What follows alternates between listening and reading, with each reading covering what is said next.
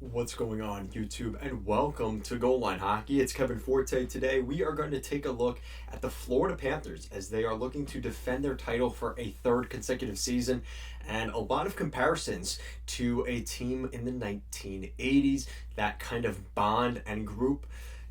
It's one thing to say it. It's another thing when you put pen to paper. And some of these contracts we've seen for the Florida Panthers, man, they have found a way to make it work. They have found a way to keep Sam Bennett. They have found a way to keep Aaron Ekblad. They've also found a way to keep Brad Marchand. We're going to take a look at that in today's video. The culture of the Florida Panthers. We're going to go over the contracts themselves and all of that stuff. So we'll be doing that right now.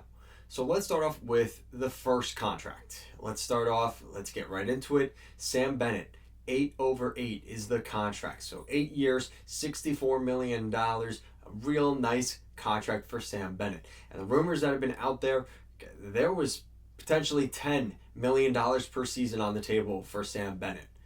But there is this situation in Florida where the no state tax plays a huge factor.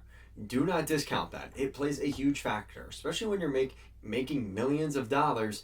It's easy for us to sit here and say, well, what's the difference between $8 and $10 million? And some guys have that mindset. A couple of guys don't, though. They see, no, that's $2 million of fortune that could be going to my family that isn't.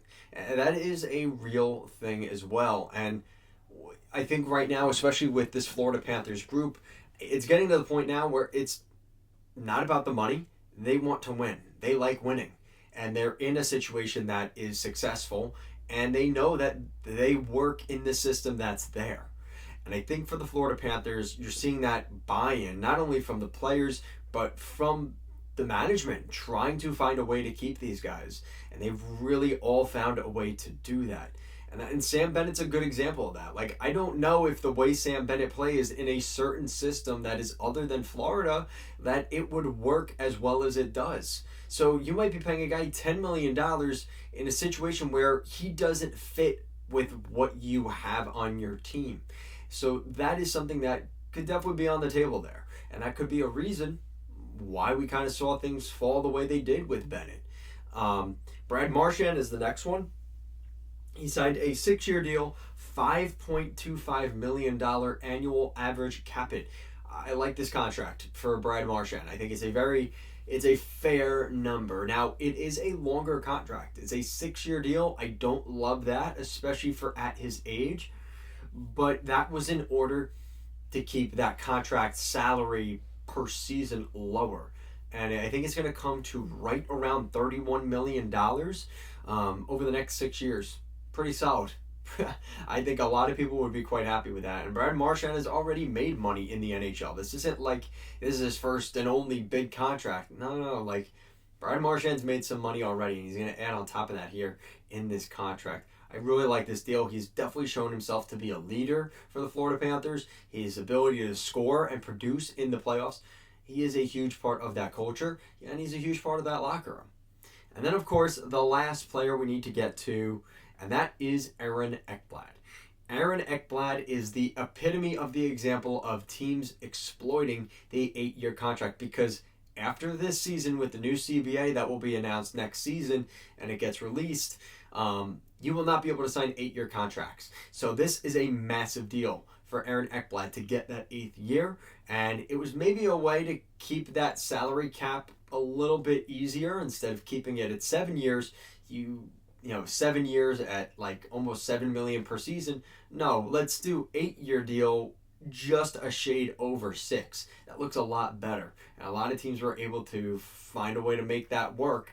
And I think for Aaron Ekblad, the amount of interest he drew from other teams is not surprising, right? The former first overall pick of the Barrie Colts. The guy's got talent.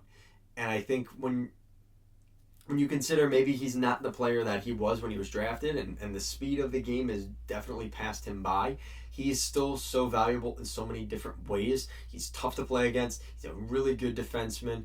And for him to get this contract, it's a big deal for him. So congratulations to Aaron Ekblad. Congratulations to Bennett. And of course, congratulations to Brad Marchand, as the Florida Panthers have completely embraced you and brought you into the fold.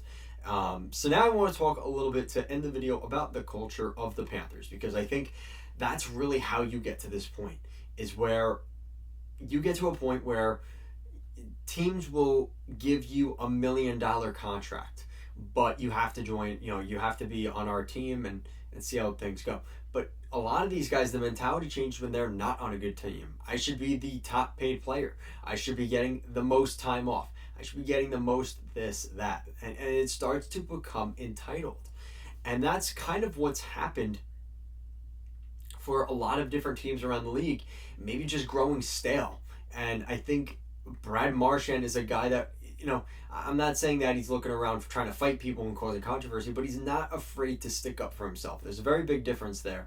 And I think he's able to bring that poise and presence to a room that is very young. When you really think about it, that you have a couple of your genuinely older guys, but there's a lot of really young players on this Florida Panthers team that they got to make sure they take care of those guys. They find a way to get them to kind of move and progress forward. So, like I said, I think when you consider a team, when you're trying to win, you're willing to take less money and you're willing to take less term. You're willing to take a 1-year deal. But if it means I have a chance to win a Stanley Cup with so-and-so team, then I'll do it. Guys and gals, they will do it, but you got to give the incentive. And that's kind of what happens here with Brad Marchand and some of these guys. The incentive is winning and that culture. And when you're in it every day, they see it every day. They believe in the vision. They believe in what the Florida Panthers are capable of. And, it's pretty easy to when you have won back-to-back championships. But I think when you consider, do I go to a Utah, and no discredit to Utah, but do I take $10 million per season to play in Utah, or do I take $8 million in a no state tax like Florida? You don't have to worry about any of that. And that's ultimately what's happening too. It's definitely changing the landscape of the league. And we're seeing it here with Vegas as well, with Mitch Marner. But I think the most important thing to remember is the culture of this team. When you're winning, guys want to come there and win.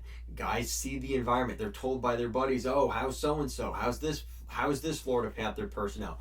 How's, the way they treat their guys? Like, all that stuff plays a factor. And the Florida Panthers, especially under Paul Maurice, give credit where it's due. The Florida Panthers have that. They have that glue. They have that culture. They really, they really find a way to stay focused on what is the main goal. And that's winning a Stanley Cup, making it difficult on other teams. And you've seen that, especially in this year's draft and free agency and things like that. Teams are going for that type of player. That could be the next Sam Bennett. And they want to have a piece of that. Now, they're not always hanging around, but when you find them, it is a big deal.